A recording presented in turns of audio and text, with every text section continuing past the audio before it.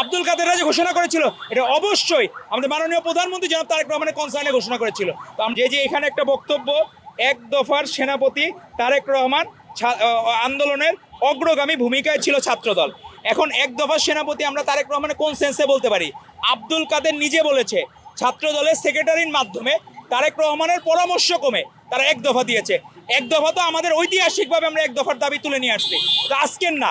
Professor Salimullah খানরা যেদিন বললেন 1 তারিখে, অগাস্টের 1 তারিখ 2024-এ যখন বললেন এক দফার ডাক দিলেন, তখন থেকেই তো সারা বাংলাদেশের মানুষ উজ্জীবিত হয়েছিল।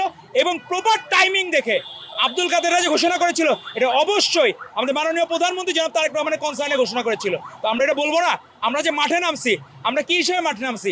আমরা অবশ্যই প্রাউডলি ছাত্র দলের নেতাকর্মী হিসেবে মাঠে নামছি, আমাদের অন্য কোনো উদ্দেশ্য ছিল না। আজকে তখন এদের ডাকে যে লাখ লাখ লোক নামছিল, ওই লোকগুলো কই? যদি এনসিপি ধরলাম, বৈষম্য বিরোধী থেকে এনসিপি হয়েছে, তাহলে তখন যে লোকগুলো আসতো 2 বছর আগে, এখন কেন? ওই যে একটা আছে না, যে একটা মিথ আছে যে লাখে লাখে লোক দেখি কাতারে কাতার, সুমার করিয়া দেখি 5,500। তো এখন হইলো তাদের 5,500 লোক খুঁজে পাওয়া যায় না। তাহলে ওই লোকগুলো কারা ছিল?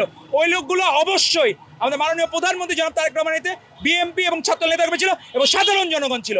সাধারণ জনগণের বাইরে সারা পৃথিবীতে যত গণ অভ্যুত্থান হয়েছে সেখানে একটা রাজনৈতিক দল লিডিংয়ে থাকতো, আর বাকিরা সবাই সহযোগিতা করতো। এই সাধারণ জনগণ সহযোগিতা করেছে বলেই এই গণ অভ্যুত্থান সফল হয়েছে, আমরা সফল হয়েছি।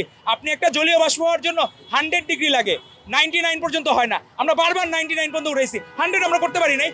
যখনই জনবিস্ফোরণ ঘটেছে তখন 100 হয়েছে, কিন্তু আমরা এক মুহূর্তের জন্য আপোষ করি নাই। শিবিরের মতো ছাত্রলীগের ছায়াতলে কোনোদিন ছাত্রদল থাকে নাই। তো এখন আমরা সবাইকে অনুরোধ করব, পারস্পরিক সৌহার্দ্যবোধ যাতে ঠিক থাকে। আপনারা জিতছেন মানে তো পৃথিবী জয় করে ফেলার নাই।